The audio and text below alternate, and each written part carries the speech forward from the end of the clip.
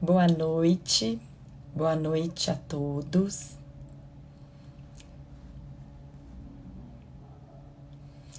Boa noite, boa noite, boa noite a todos. Logo mais já estamos começando mais uma semana de live em aquecimento do nosso Congresso Paulista do Sono.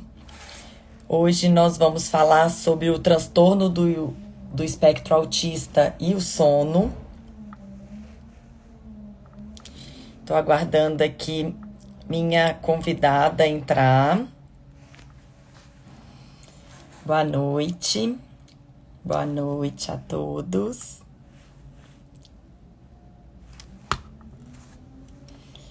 Estamos aguardando aqui o pessoal entrar. Iremos falar hoje, então, sobre o transtorno do espectro autista e o sono.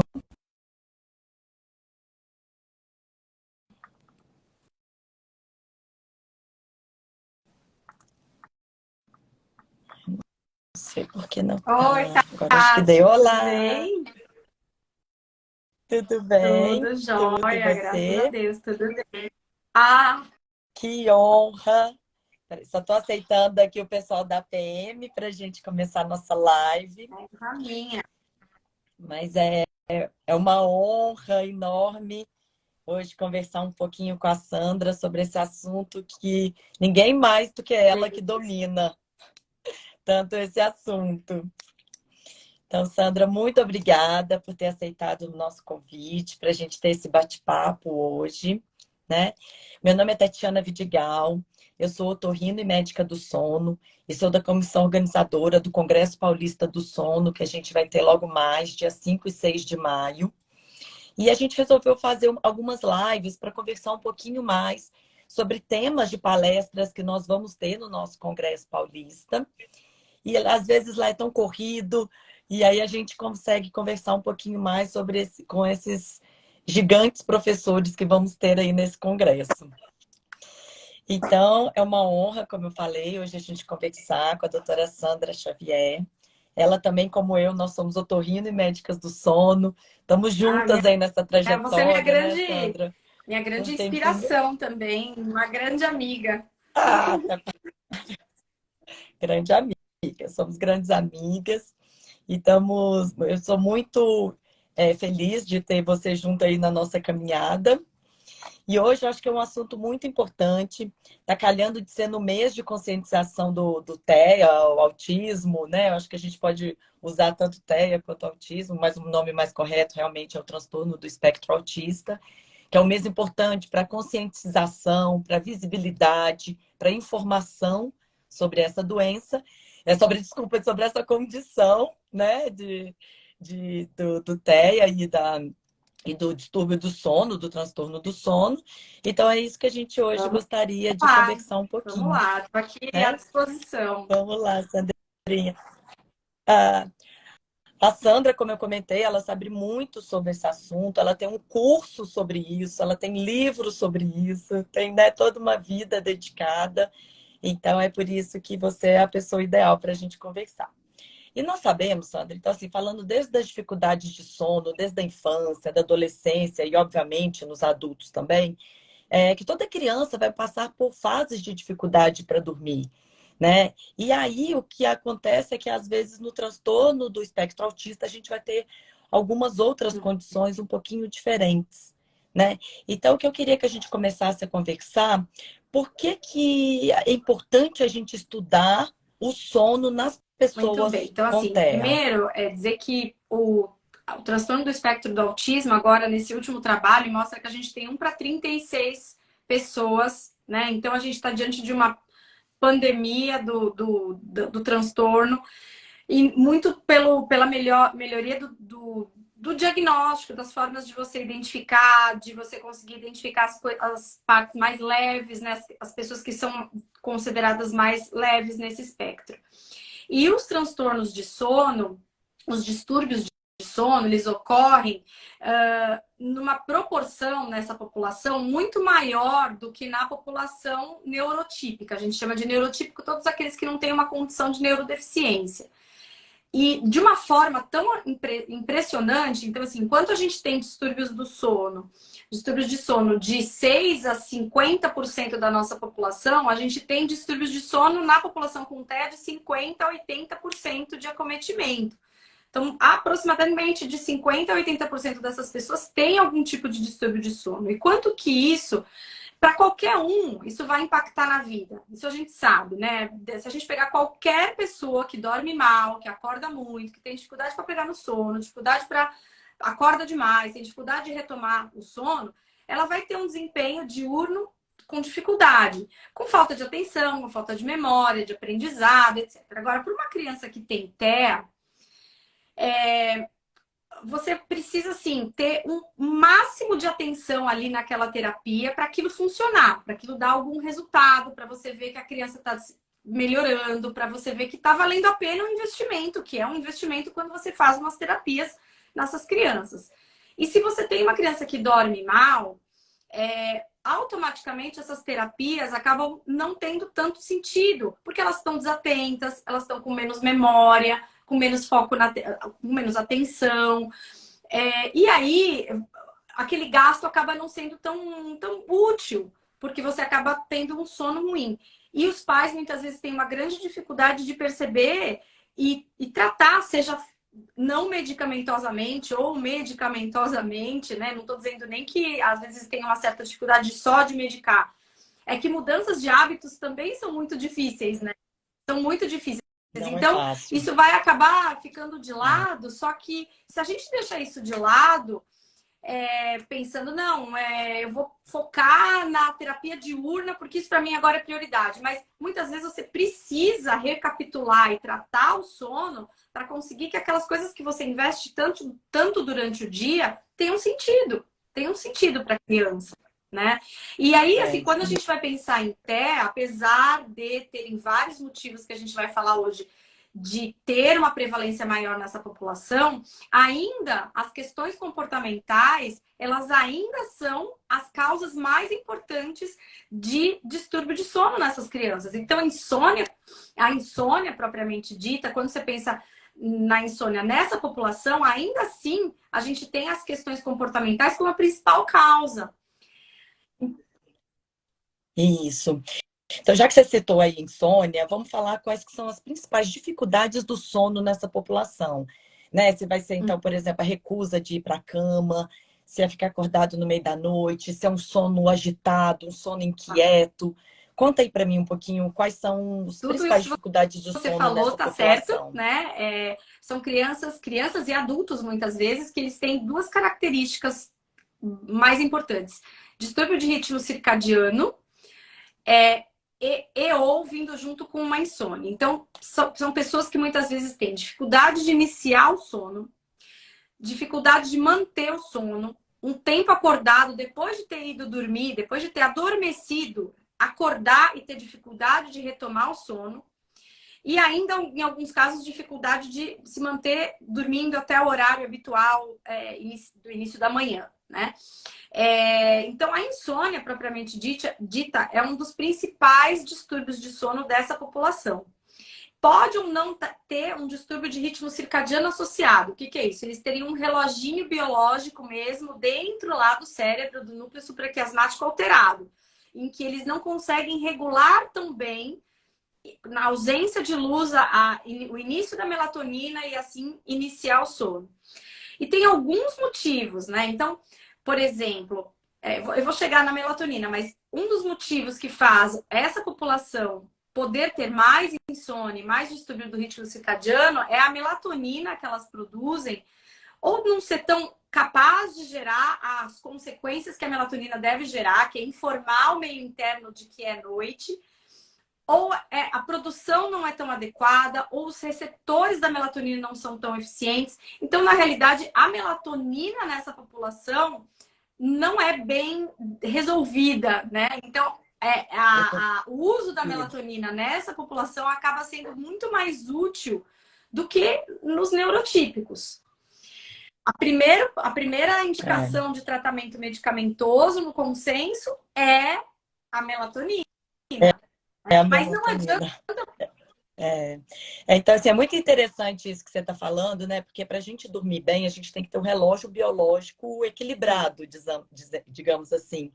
E se esse relógio biológico desequilibra, muitas vezes a gente vai ter um desequilíbrio do ritmo circadiano. E aí a gente acaba perdendo também pistas Exatamente. ambientais, né? Que pode ajudar ou prejudicar alguns comportamentos nessa população. Então, nos pacientes aí com TEA, eles têm esse desequilíbrio do ritmo circadiano, como você acabou de me falar, e ele tem a diminuição da liberação da melatonina, que a gente ainda vai chegar lá um pouquinho mais sobre isso, mas ele também tem essa dificuldade em Sim, identificar porque aí essas vem uma pistas questão muitas ambientais. vezes sensorial até da criança, né? Da pessoa que tem TEA, ela pode ter uma alteração de integração sensorial. Então, ela pode não, ou auditiva, ou visual, ou de tato. Então, pode haver uma dificuldade com o toque do cobertor na, na, na pele da criança, ou uma mínima luz que sai pela fresta da janela. Tudo isso pode ser difícil para eles entenderem que são sinais, ou então não entenderem os sinais da hora de dormir. Então, para uma criança que é neurotípica, quando ele está escurecendo, está desligando o eletrônico, está vendo que a mãe está preparando o leite da noite, isso já vai dando pistas de que está indo para dormir. Para o TEA, muitas vezes você precisa desenhar, fazer um quadro de rotina, mostrar que isso é depois disso, que é depois daquilo. Então, essa sequência não só dita como a gente faz, mas, de repente, por visível, né? Algo visual. Exatamente, Visual exatamente. também, Então, né? é importante que a gente tenha essa diferença. Agora, eu queria só retomar um pouquinho o que você tinha dito antes a respeito da melatonina, que nessa população, sim, muitas vezes é útil a administração da melatonina, mas não adianta você administrar a melatonina e manter o celular ou tablet com a criança até a hora de dormir, o que eu vejo muito, né? Então, não deve, a gente não pode deixar de orientar toda aquela orientação de higiene do sono, mesmo a gente sabendo que essa criança vai se beneficiar com a melatonina. A gente precisa fazer as coisas em paralelo, porque senão não vai resolver. Tanto quanto não resolve para os neurotípicos, não vai resolver para os pacientes com TEA. Né? Então, assim, aí a gente já falou que tem a questão da melatonina, que pode estar alterada nesses pacientes, a questão das alterações sensoriais nesse paciente. Então, é muito importante esses pacientes eles terem uma avaliação em paralelo com um terapeuta ocupacional. Para esse terapeuta ocupacional ajudar no sentido de ver o que você pode modificar, muitas vezes, para conseguir fazer com que esse paciente tenha um conforto maior na hora de dormir. Né? Outra pessoa que pode ajudar muito é a pessoa que faz a psicoterapia dessa criança, que pode ver qual é a melhor forma de você manejar esse paciente para que ele entenda a hora de dormir, a rotina de dormir. Qual que é a melhor forma? Porque pode ser individualizado. Uns vão preferir desenho preto e branco, outros colorido, outros que não seja desenho, que seja um áudio, que seja algo em movimento, enfim. Né? Então, isso é um ponto que é importante de ser levado. Essa questão multidisciplinar que precisa envolver o paciente com TEA. Muitas vezes é mais do que só o médico. É o médico, é o psicólogo, é o terapeuta ocupacional, é o fono para ajudar a entender a mensagem que essa criança está falando, ou falando por comunicação alternativa aumentativa, enfim. E assim vai. Né?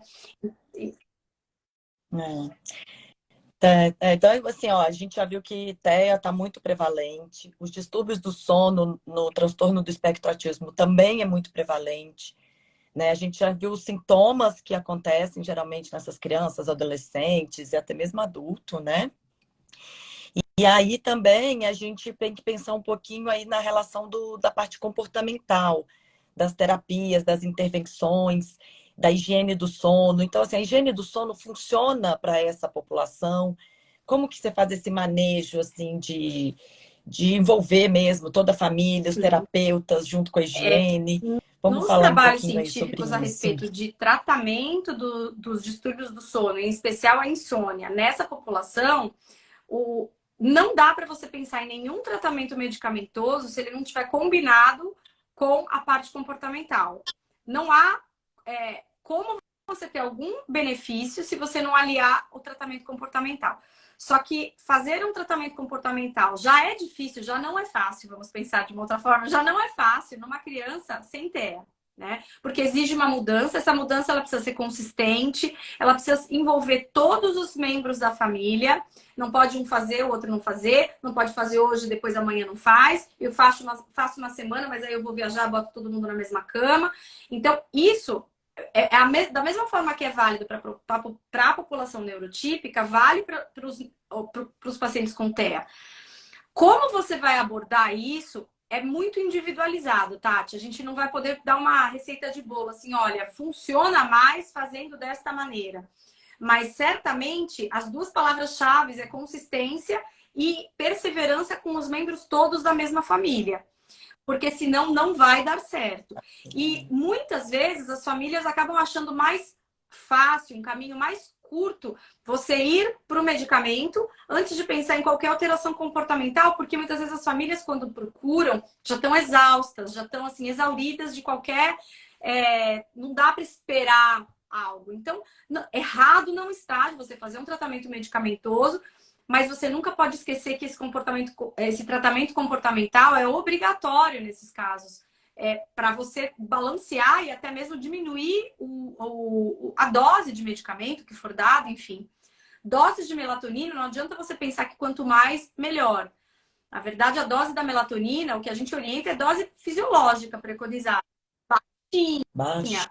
Só que, mesmo porque a gente está pensando que os indivíduos com TEA não têm essa produção, nem a produção fisiológica. Então, não precisa dar uma supradose, né? Uma dose acima do considerado fisiológico, né? Para até mesmo não ter nenhum efeito diurno de sonolência, que não é desejado para essa população também, né? É isso aí, quando a gente consegue aliar, né, uma intervenção precoce, uma intervenção bem feita, uma terapia bem feita, né? Eu tenho até uma pergunta aqui da Físio Renata.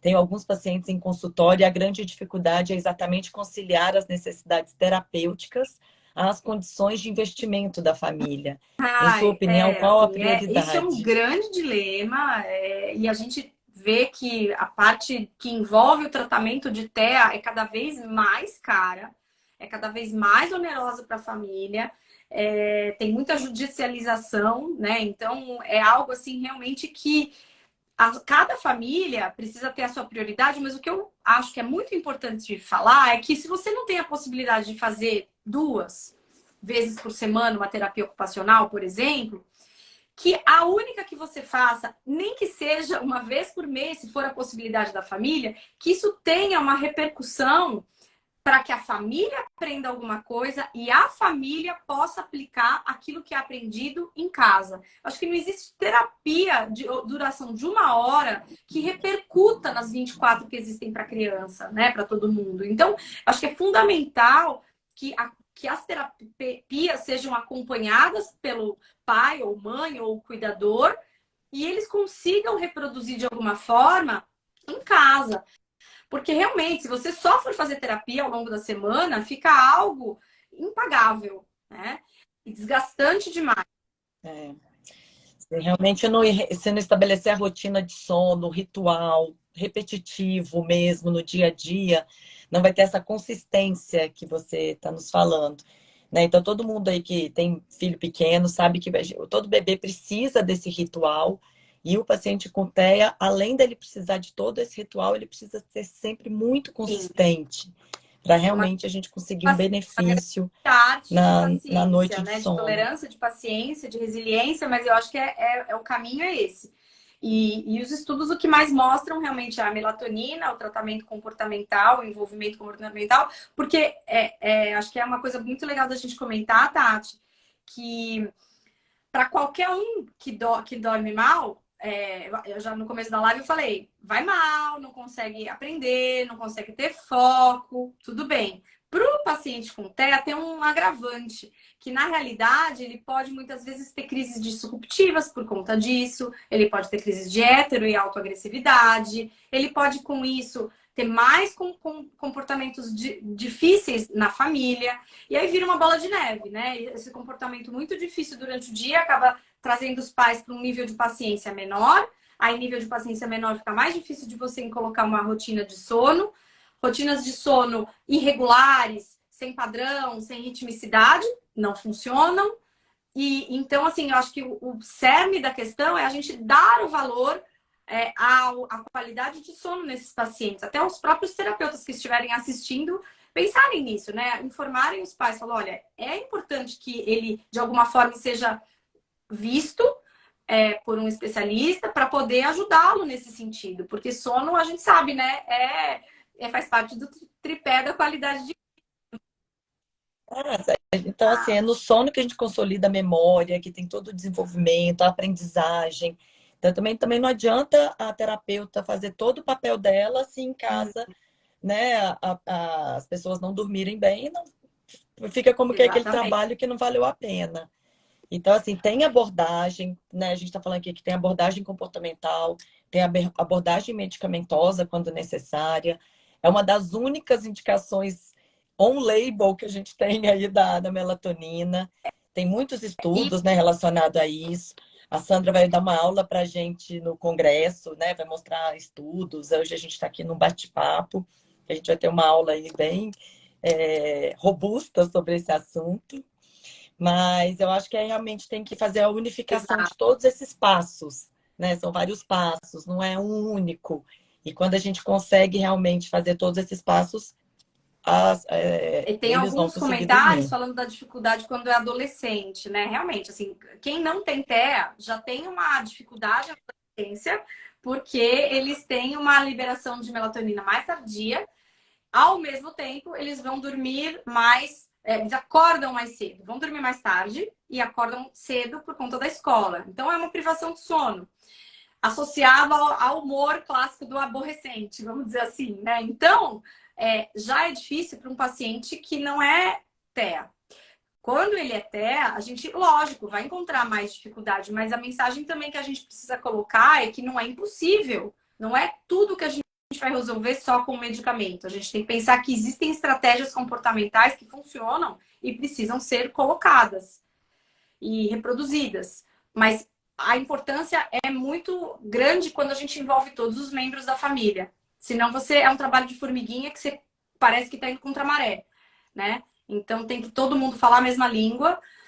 O médico, o neuro, o pediatra, que seja, o médico do sono, os terapeutas, tem que estar alinhado, tem que ter uma equipe ali para cuidar dessa família.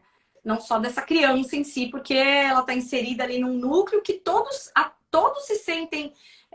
Respinga para todos os lados, né? O fato da criança dormir mal. Respinga para pai, para mãe, para o trabalho do pai, para o trabalho da mãe, para o irmão, porque a casa fica num ritmo e numa impaciência durante o dia por ter dormido mal cronicamente, né? Então, isso é algo que a gente precisa ir atrás mesmo. E uma boa qualidade de sono é importante para o desenvolvimento assim, de toda criança. Então, se no TEA já tem alguma alteração no neurodesenvolvimento, mais ainda a gente precisa que essa criança durma bem. E a gente precisa que os pais Exato. dessa criança durmam bem, por tudo isso que você está me falando, para ter uma qualidade de vida, para ter um Exato. ambiente pleno na casa, a gente precisa que realmente todo mundo durma bem, né? Então, assim, gente, no nosso Congresso Paulista do Sono, a gente vai ter uma mesa, vou até aqui abrir a grade para falar sobre essa mesa, que vai ser o sono na infância. Né? Então, a Letícia Soster, ela vai falar sobre como construir um sono saudável desde a infância. A Ana Carolina Luvisoto vai falar sobre o desenvolvimento infantil e os distúrbios de sono. O Danilo vai falar sobre o tratamento da apneia obstrutiva do sono e quando, além da adenomidalectomia, que é a nossa primeira linha de tratamento, mas também existe outras linhas que a gente precisa lançar mão. E a Sandra vai falar para a gente como lidar com o sono nos pacientes com TEA e os neuroatípicos, né? Que sempre não é somente no TEA que a gente encontra distúrbios do sono. Então, várias condições aí, várias condições de neurodesenvolvimento é frequente as alterações dos distúrbios do sono. Então, a gente vai ter aí, né, além dessa mesa, vamos ter outras mesas bem interessantes Então, um congresso totalmente atualizado, aprofundado, né, com professores muito competentes, um nível científico que vai ser muito bom. E a gente vai poder discutir Ai, bastante sobre todos esses assuntos. Hoje, né, é um bate-papo, era só para deixar um gostinho sobre o que a gente vai ter por lá. Eu deixei fixado aqui no comentário o site do Congresso Paulista do Sono e um cupom de desconto de 25% para quem estiver assistindo aí a live.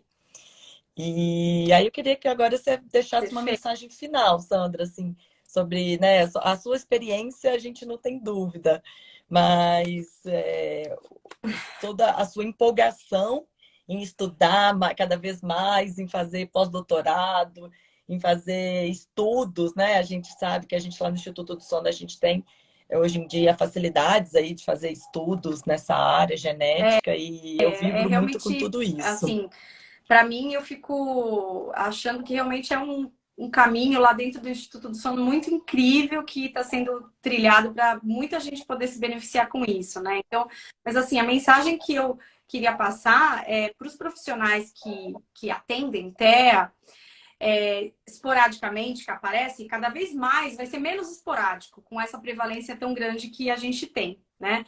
E é importante a gente olhar para aquela criança, é óbvio que sabendo todas as características peculiares que o TEA tem, que eu vou esmiuçar na aula, mas que ela, antes de tudo, ela é uma criança.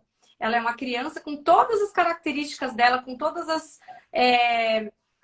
características comportamentais mesmo inerentes a cada faixa etária e que a gente precisa levar isso em conta e não só pensar, então até eu vou realmente já medicar, já passar tal e tal e tal medicamento. Eu acho que a gente precisa entender que é uma criança como outra e que, óbvio, precisa de cuidados específicos, mas que antes de tudo a gente tem que olhar como uma mãe, um pai, uma família desagregada, às vezes, muitas vezes por conta daquela criança que está deixando os pais insones, mas que. E também acho que é um dado importante, né? Lembrar que as outras causas de distúrbios de sono também existem nessas crianças, né? Então pode estar diante de um distúrbio respiratório, de uma falta de ferro, e dessa criança ter um sono agitado por conta disso.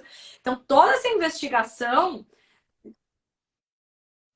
Terror noturno que acontece tão comum nas crianças também Exato, vai ter nos exato. pacientes atípicos. O adulto, E aí a gente tem que pesadelos, que é sim, comum em faixa etária. ela, né?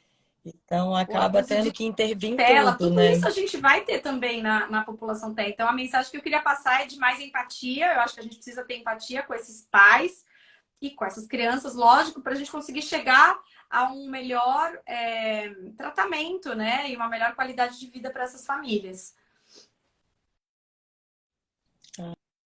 Demais, Ah, Sandra. Passou super rapidinho, mas era é só dar um realmente gostinho. isso hoje, né? Era para a gente deixar um gostinho.